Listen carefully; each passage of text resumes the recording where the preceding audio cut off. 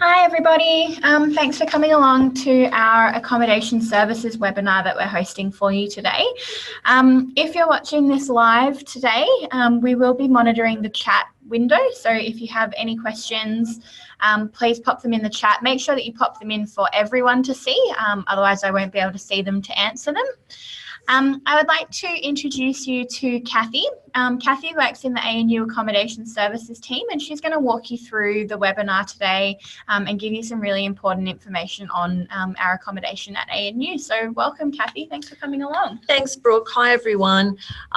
Thanks for your time today. I was just going to go through a couple of things with accommodation, talk to you about the Accommodation Guarantee, talk to you also about how to apply if you haven't already done so, things about your room, living in residence, so just sort of general information. So I'll go through the things that may be of interest, but obviously jump in at any time with your questions, and then we can just go from there. So the first thing that I need you to know, which is really important and it's really exciting, that we have an accommodation guarantee here at ANU, and that guarantee applies to all first-year undergraduates, so domestic and international students who are commencing their studies here for the very first time. So there's a link up there that you can see, and I'm sure Brooke will share, this with you. So you can go back and read it, but it's really that simple. And I'll say this a few times through the webinar, so sorry for repeating myself, but it's important. We guarantee accommodation, but we cannot guarantee preferences. And I'll talk a little bit more about that as we go through it, but just please bear that in mind as we do this. So what the bottom line for the applications is that it's free to register and there's absolutely no obligation, and one application covers all residents.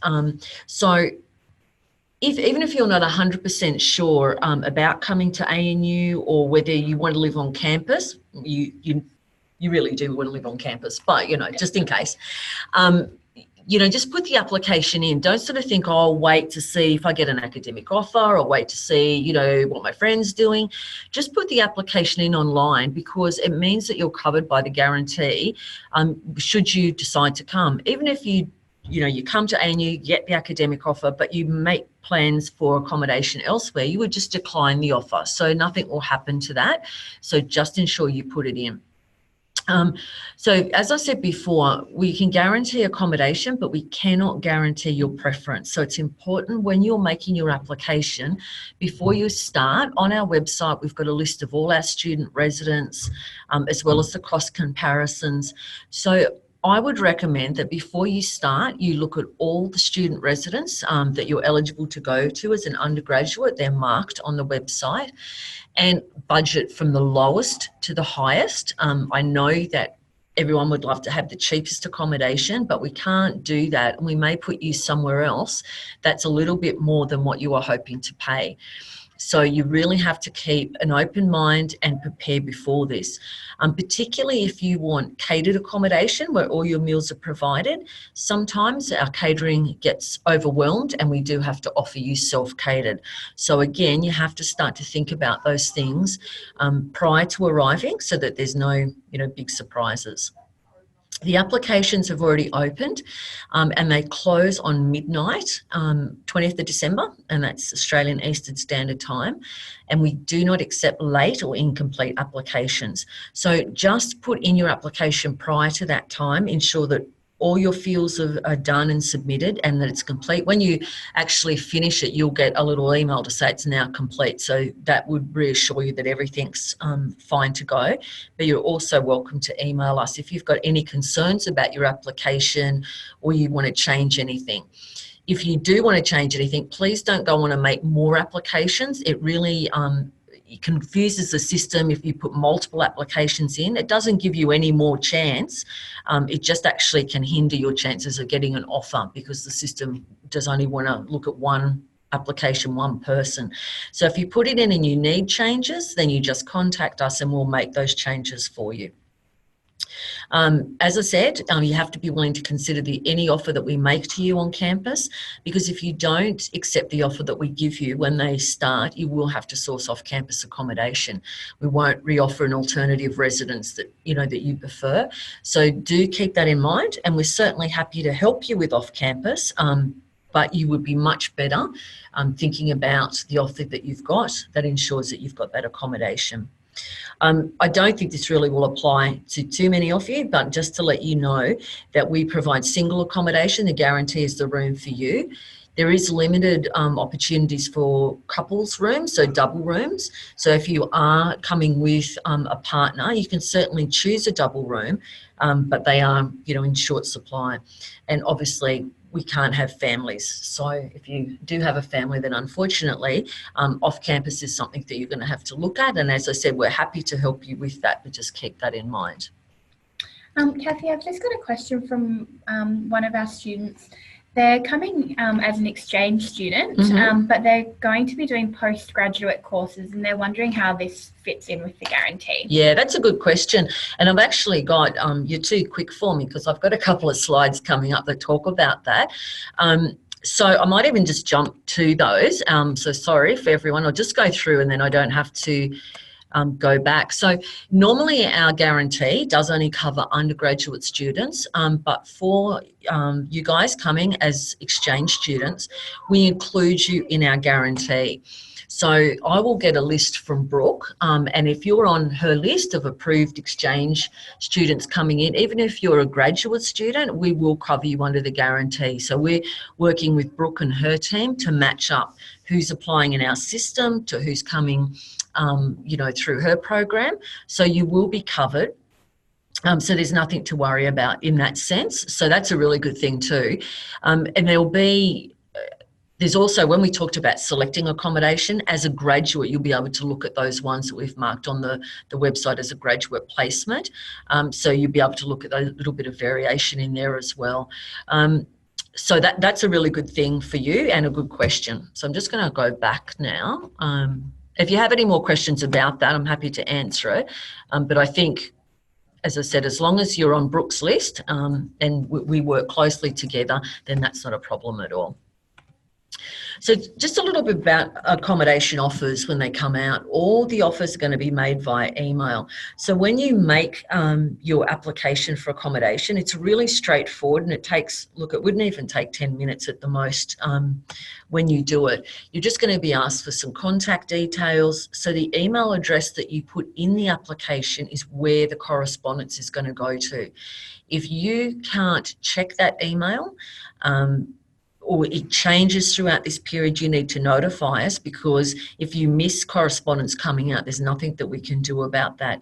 So if you're unable to access it, then certainly have an authorised person acting on your behalf that can log into your application if it's around an offer time, so that they can answer those messages that are coming from us.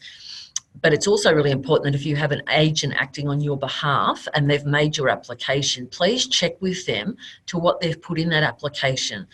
We can't send offers to two different email addresses. So if they've put in their own, agent email address and you're not aware of that and it's going to them, you could well miss out. So really make yourself informed of what your agent has done on your behalf so you know where the correspondence is going.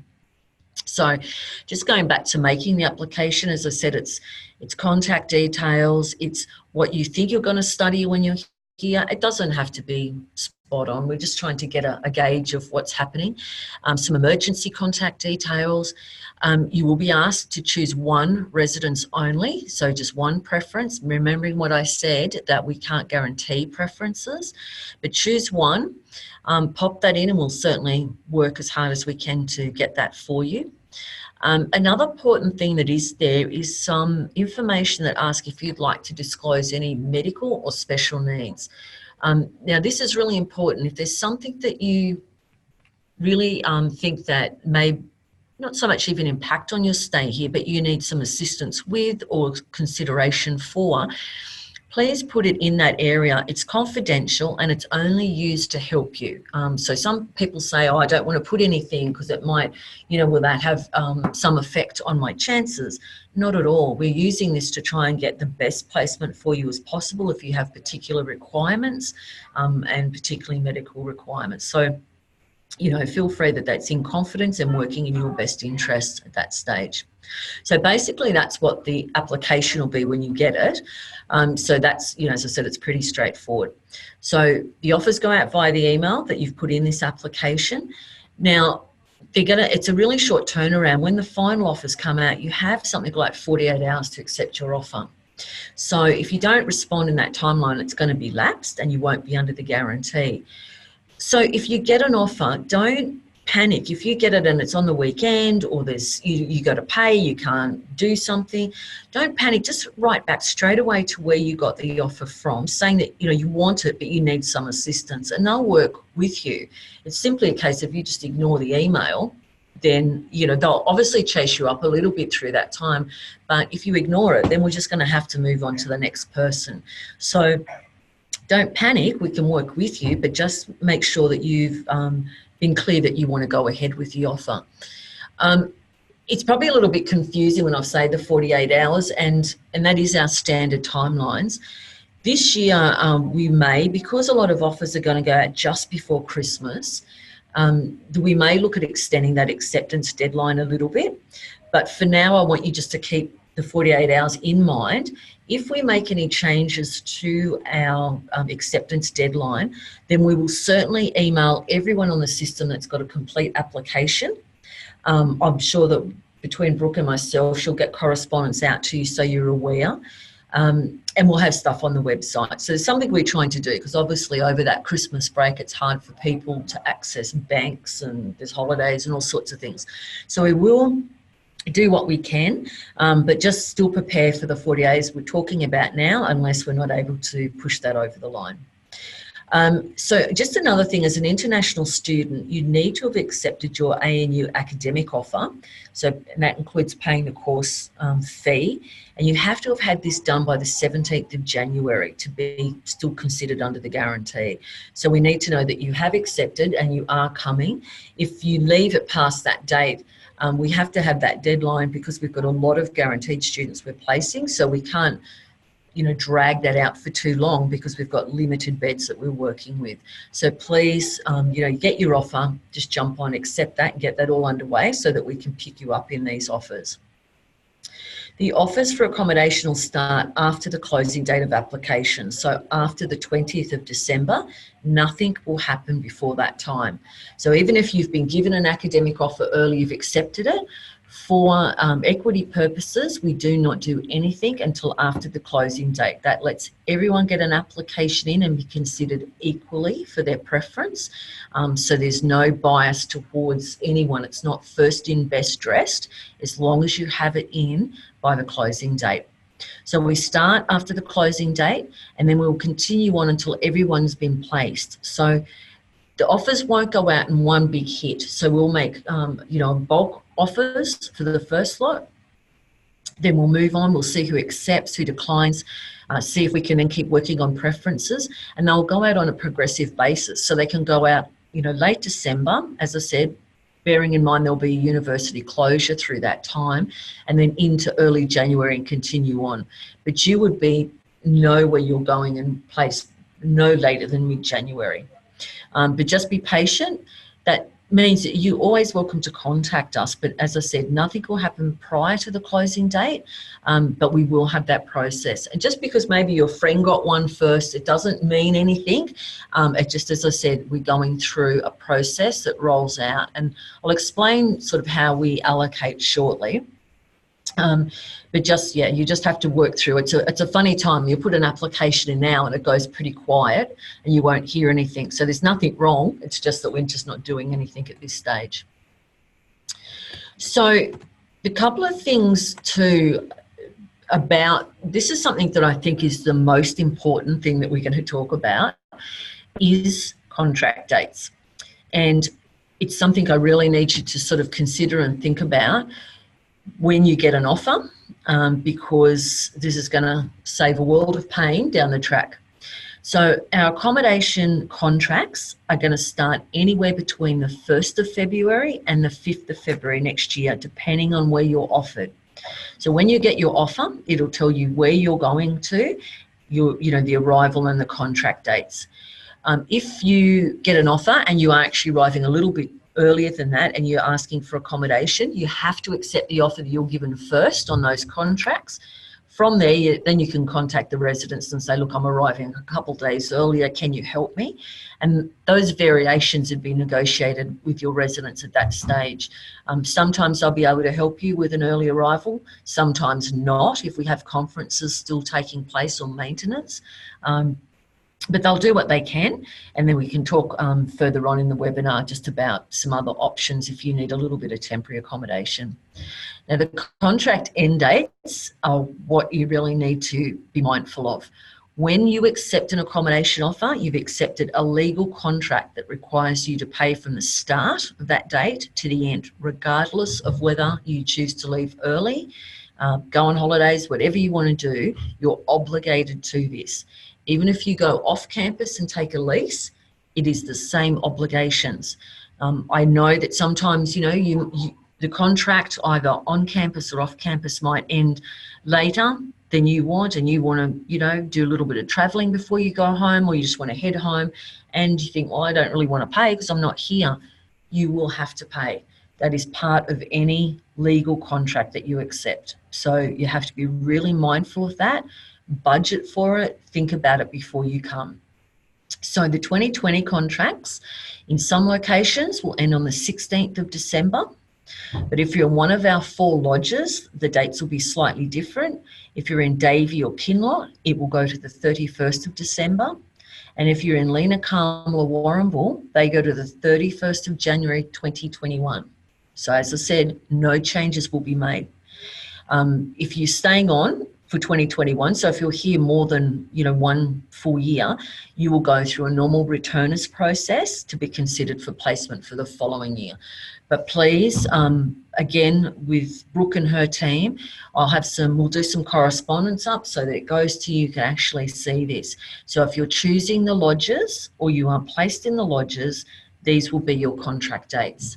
Now, some of you will be here for 1 semester, and we certainly do have 1 semester contracts.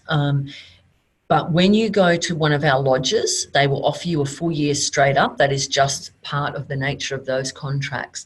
And they will certainly say to you that if you're an exchange student leaving, then you put in proof of that, and they will shorten your contract to 1 semester. But again, that will be the date that they determine as the end of their first semester, not the date that you determine.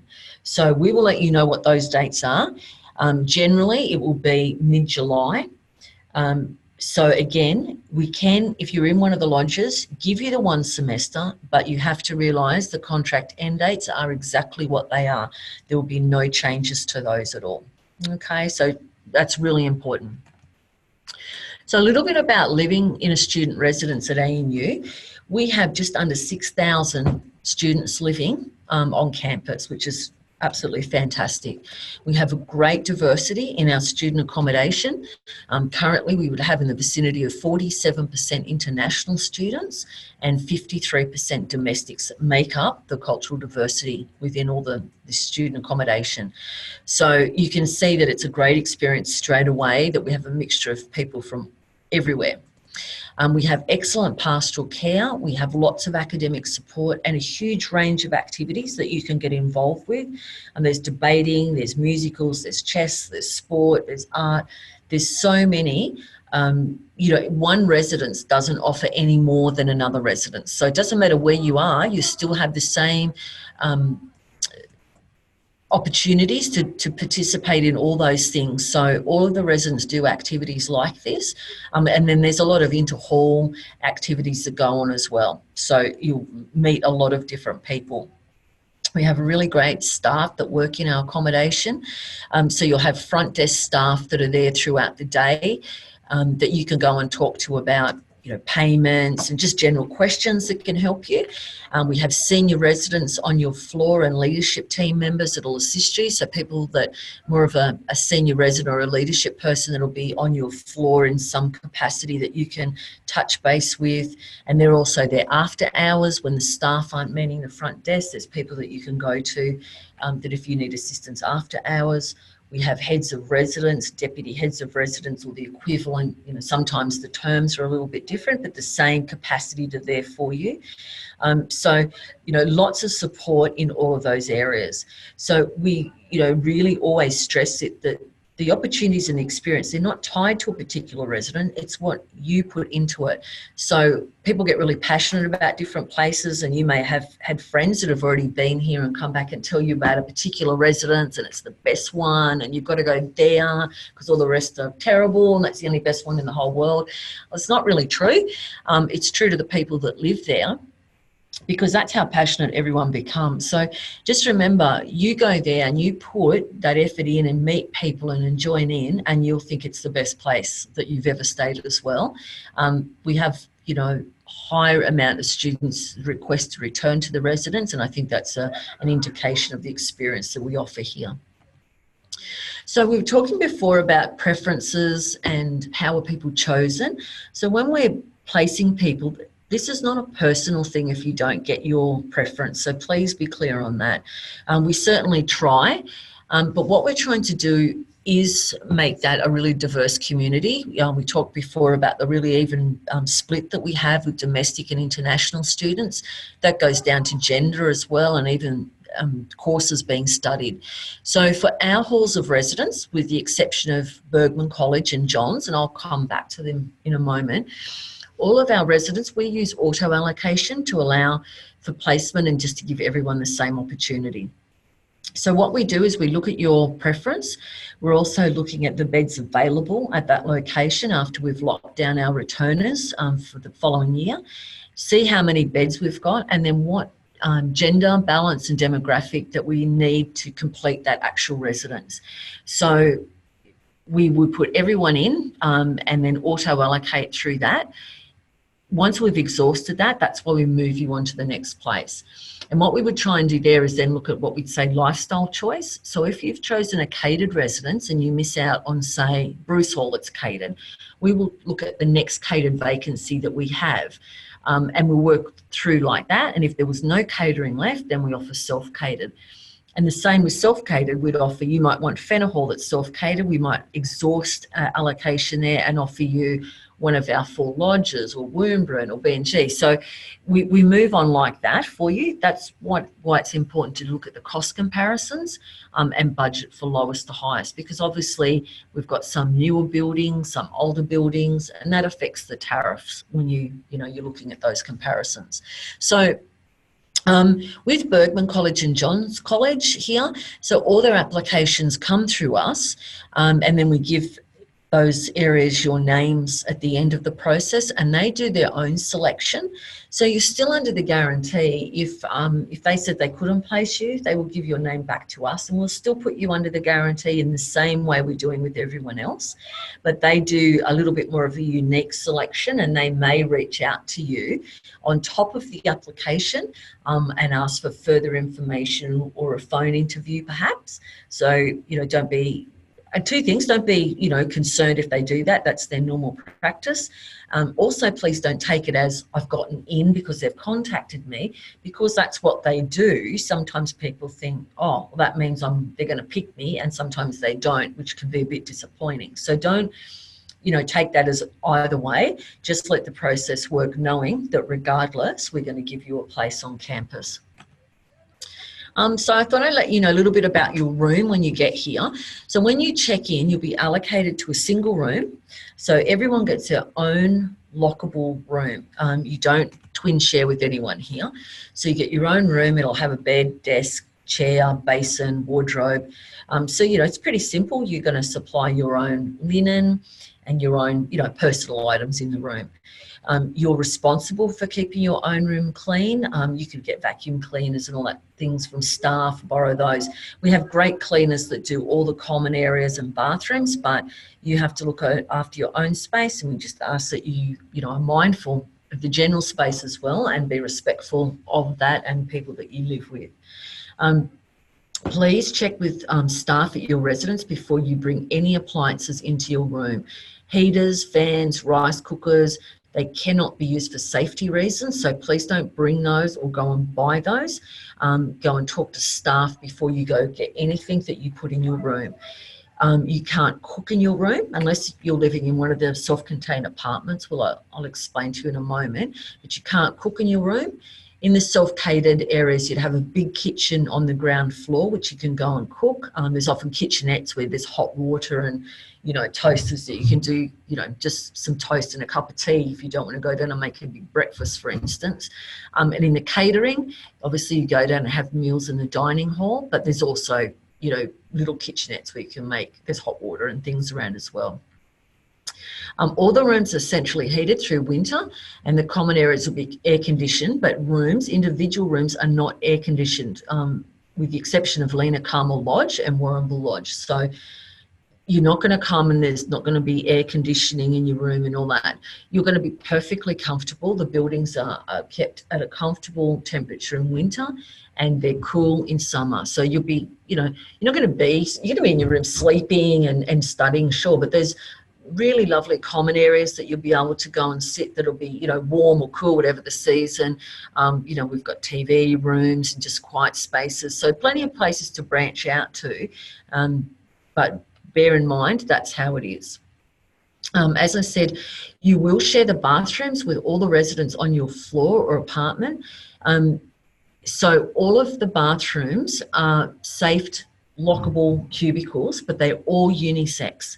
So there's no single-sex bathroom. So please be aware of that. But it doesn't cause any issue for anybody, because you're going to go in. It's not all open or anything. You go in, it's your own locked cubicle, and it's all, safe, secure, and clean. So there's nothing to worry about. But please be aware of that, regardless of whether you're in, a single room sharing facilities on a floor, or you're in a multi-share apartment. Unless you're in your own self-contained single studio, that's going to be what the issue is. So we just talked about the lodges before. Our 4 lodges, Davey, Kinloch, Lena Carmel and Warrnambool Lodge, they do have self-contained studios. So if you, for be it medical, cultural reasons, or just maybe you just like your own space, you can preference a single self-contained studio.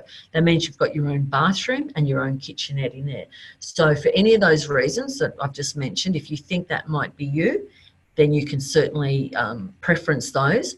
Remembering again, if it is a medical reason or special reason that you particularly need that, I would ask that you do disclose that in the medical section so that we can take all that into account when we get to allocation.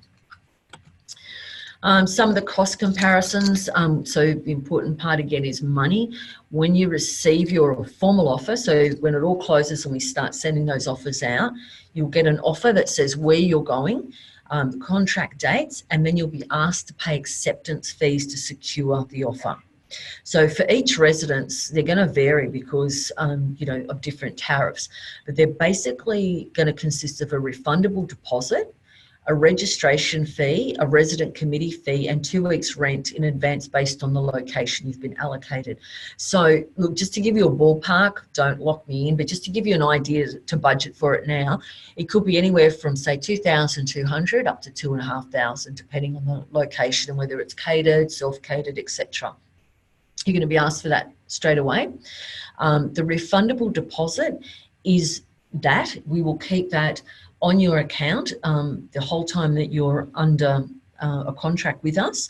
Once you check out permanently and your room is inspected, if you have no debt on your account, no damage to the room, we will take out a room cleaning fee of $70. The rest of that would be refundable to you after you leave. The other components, registration, resident committee, they're not refundable. And if you do stay longer than 1 year, things like a resident committee is actually an annual fee that you would pay. So get yourself in the mindset that that's coming up. Your weekly rent for 2020 could range anywhere from $230 up to $430. So you're looking at quite a different range there. Again, catering, I would say that our self-catered are going to be anywhere from $230 up to, if you think a single self-contained studio, perhaps around $285. So that's sort of the comparison for self-catered. And then catered with all your meals can be anywhere from about $410 with the flexi cater, which I'll tell you about in a moment, up to $430 for fully catered, which is 3 meals a day, 7 days a week.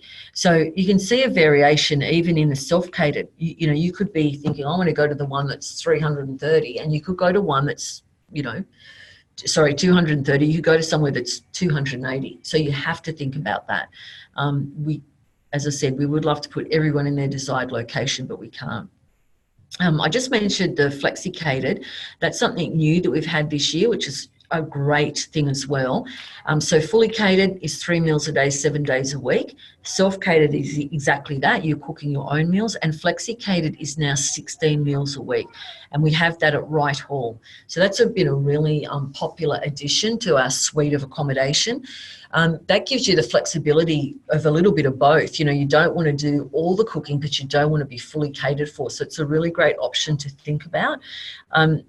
The 16 meals can be any combination, so it can be breakfast, dinner, lunch, dinner, but in all catering and flexi catering, it doesn't hang over. So if you don't use your 16 meals up this week, you can't sort of tack it on to the next 16 and, accumulate this heap of meals. It's, if you don't use it, you lose it basically. So just remember that as well. So the cost comparison is on the website. Take some time away from this to have a look at that and make yourself familiar and just think about that budgeting. Once you check in, once you pay just the acceptance fees and you arrive and check in, you'll be required to give details of an Australian bank account so that your rent can be direct debited on a fortnightly basis. So you can pay up front for the semester if you wish, or the year. Not many people do that. They just like direct debit every fortnight. And you'll also be given some grace when you arrive to set that up. So you don't have to have that the day that you walk through the residence. They understand that you've just arrived and you need to do some housekeeping to get all these things in place. So they'll give you all those details when you get there, what you need, direct debit sheet, so you have nothing to worry about. So the residents that we just talked about with catering, self-catering, just popped a few up there. The catered residents, we've got, Bruce, Bergman, Johns, Ursula and Wright as the new flexi catered. Our self-catered residents is Burton Garran, Fenner, Woomera, Hall and Toad. They're for mature age only. So if you are one of the graduate students coming through on this program, you're welcome to apply for Toad, but you have to be 24 years and above as an undergraduate to go to Toad, or a postgraduate. That's fine, doesn't matter how old you are. Now the difference with our sort of self-catered, we've got our lodges on the right. I would just probably say that the Burton Garran, the Fenner, the Woomera, and they're just the more your single room and big kitchens on the ground floor, where our 4 lodges that we've got over here, they've got the multi-share apartments. So it can be anywhere from a 2 to 6 bedroom multi-share or the single studio. So just different styles really, apartment style, more traditional style. So the graduate students, for the person that asked before, that's just what we talked about. You certainly are, as an exchange student through Brooks program, you're under the guarantee, so no problems there. Make sure that you look at those areas. Again, same, the contract, lengths, all those things that we've talked about have to be taken into account. Doesn't matter, whatever, if you get your offer, you're staying on campus, you're going to live off campus, do not arrive without securing some sort of accommodation. So if you've locked in your contract, great. As I said, if you're arriving prior to the contract start and you've spoken to the residence you're going to live at and they can't help you, then you need to think about booking something short term, so that you have somewhere to arrive. So there's a couple of things coming up I can show you on the slides that are good alternatives to lock into, and you need to do that. Just don't come thinking, well, they'll just take me, because it's not possible. Also, I'd probably just talk about, link in 2 things. If you, are thinking about off campus, because that's your choice, that's fine. But also too, when we talk about the cost comparisons and you think, well, I can only afford $240 and they've offered me a place that's $280. I totally understand that, but I think what you also need to start thinking about is, if I did live off campus to pay the amount that I want, the $240, for example, what on top of that is it going to cost you to travel in to the university, pay your share of electricity and gas where you live, and any other costs that a landlord or flatmates might request of you. So when you sometimes factor that in, that $240 can actually add up more than what you could have got on campus. So the on campus might be that little bit more, but remember, we're building in all our utilities into our tariff, so you don't pay for electricity or gas. The internet, it's unlimited internet. We have got all wireless in our areas. You're right on campus, which is right in the city centre. So transport costs go out the window because you can walk into town, walk around here. So that's why it's good to start thinking about this, because that extra money, why no one really wants to part with extra money, it works in your favour sometimes, because you might think, well, I'll go out to this share house, it looks great, it's $240, but by the time you factor all this in, you have to catch buses. It may take, you're at the library late, you have to catch a bus that's an hour back to where you live. It might be worth just starting to put that little bit extra aside so that you can have the comfort and the luxury of being right where you live. So just a thought, obviously, each to their own, but just something to think about. We talked about some graduate options for those of you that are coming to those areas. So they're up there too, but they're all on the website. They're marked, undergraduate, postgraduate, etc. So the off-campus options we talked about arriving. The Canberra City Youth Hostel is really good for when you first come. That's really close to the campus. It's just here in the city centre, and they're really popular. I've myself been over there. It's really clean. They're good accommodation. So it's actually a really good option if you're turning up a little bit sooner, or even if you've finished your contract and you can't stay on. We try and usually help with that though. But if you ever want that short term, that's a really good option to jump online. These are all on our website again, and Google them and just sort of, start to think about locking that in. Obviously, a lot of people are going to be arriving at the beginning of the year, so it might be worth just putting the feelers out now to see what the costs are and what the availability is. Some other things up here, again, if for some reason you don't want to live on residence, is we've got some other options there that are close by in the area that also offer accommodation to ANU students. Obviously, they're not under the umbrella of our suite of accommodation, but they still offer, good accommodation to ANU students should you want that. The housing online service, it's just free to look for rental or share accommodation if that's what you want to do. And in fact, that's actually a really good tool for you to jump on now. You can go on there and have a search, and it could do two things. You can just jump on and put, looking for a share house and put in the amount you like. And when you hit that, it'll bring up all the current listings that people have got there. But it's really good because it's got Google Maps and it shows you how far from the university. So it can actually be a good way just to see the surrounds of Canberra and see what's close by to where you are, and start to give you an idea about what off-campus costings are if you were thinking that way. Bearing in mind we're updating listings all the time, so they change constantly. But I think that would give you, if you're going to think about your budget, that might be an idea to sort of see, look, if I lived close by, this is what it costs and how does that compare with the on-campus. So yeah, just have a look at that. There's renting and group housing advice as well if you need to do that. Or for those of you that come and stay on for longer than a year and maybe want to transition into off-campus for your last semester or year, there's good stuff to look at there as well. There's just a couple of things on the slide there around the suburbs around where we are that you can look at, and a lot of students live in.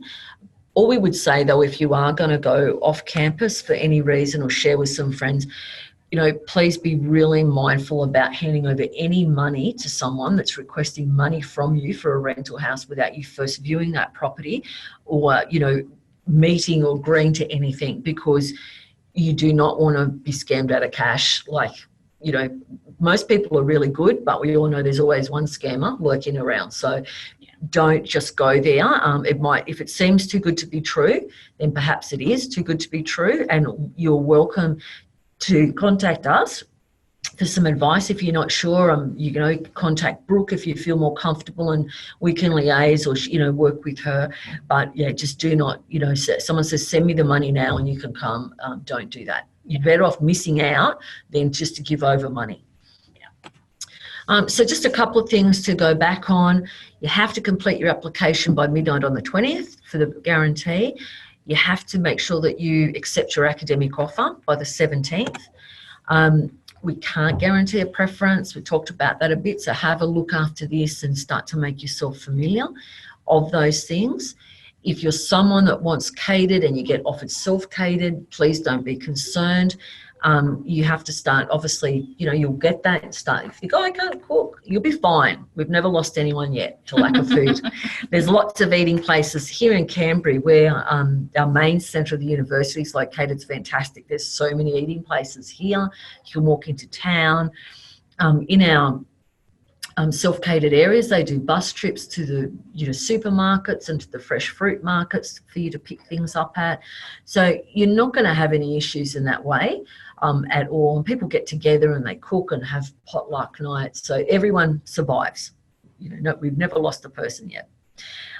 So remember that after the closing day, what we talked about, you need to check the email account that you've listed and just get into the habit of checking that regularly after the closing time for information about your offers. We talked about the 48 hours to accept, and please keep that in your mind. If we are able to extend that over periods of the break, we certainly will, and we'll have that out to you, so you don't have to worry.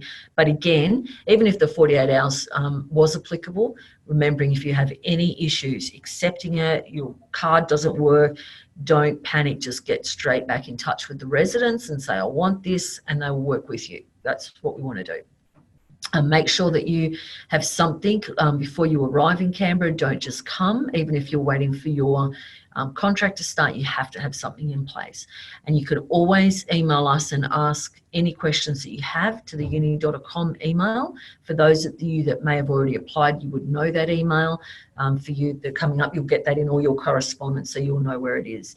When you do, when you write to us, can you please put in clearly your first and last name as it is in your application, your date of birth, and what we say is your username. That's a 6-digit entry ID that when you register, you'll get a little flick back saying this is your username.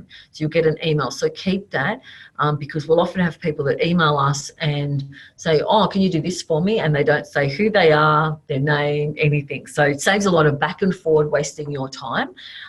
So if you just put those details in, we can jump on and help you straight away. As I said, you can contact us, but even when you arrive, if you've ever got any questions about your accommodation, obviously if it's general questions about where I live in the residence and I need some help with where do I find this, that or the other, always go to your front desk staff or your senior residents. So that's what they're there to help you with. But if it's anything that you're wanting to know about your contract or ongoing accommodation or any questions, even if you're not comfortable asking it there, you can come visit with us here and we're happy to help you out and give you any support that you need in that sense. So I guess I've sort of prattled on enough, I think, and I've told you all the, formal stuff. So maybe this is the chance that you have some questions for me that I can help you that's on more of a practical level now. So we had just a couple of questions about arriving after the contract dates, which I've responded to in the chat, but just to kind of put into the webinar session as well. So Kathy, my understanding is that they're welcome to arrive after the contract start date. They do need to start paying from when that contract starts, obviously. Yeah, correct. And it's a good courtesy for them to just let the residents know that they'll be here a little bit later. Absolutely, Brooke. That's exactly right. What we said about the paying to the end, you're paying from the start as well. So even if you think, well, I'm not here because orientation doesn't start or whatever, they are just the contracts. Unfortunately for us, our residents are great. It's a really lovely collegiate environment, but it's also it's a business. For us to be able to offer accommodation, there's got to be things in place and pricing and finances that, sadly govern all those things, but it is what it is. So contracts start on those dates, and yes, certainly you can come after. Totally agree with Brooke. It's just a courtesy. If you've received an offer and it says from the 1st and you're not going to come to the 10th, just let them know. They've got like check-in packs and everything ready for you. And you'll even be able to check in after hours, and they'll let you know that when you get your offer about if that's the case. But just so they're not looking for you, they will follow up and see where you are. But so they're not looking and wondering, are you okay? Just let them know this is when I'm coming. If I'm arriving at 12 o'clock at night, they'll give you those instructions from there. But yes, certainly from the end to the start to the end, you'll be paying. Great. That was really the only question that we had come through. I know that I've been receiving a few emails. You've covered a lot of the stuff. I know a lot of people are sort of saying that they've accepted their academic offer, but it hasn't updated in the accommodation system. The general advice that I've been giving about that is it's not a dynamic system. It doesn't update live. It's a manual update. So as long as you've received your COE from my team, from Global Programs, it will update in the accommodation system when they update it for you. And that's exactly right. What Brooke's saying is it doesn't feed through from the academic system here. It's a little bit more clunky.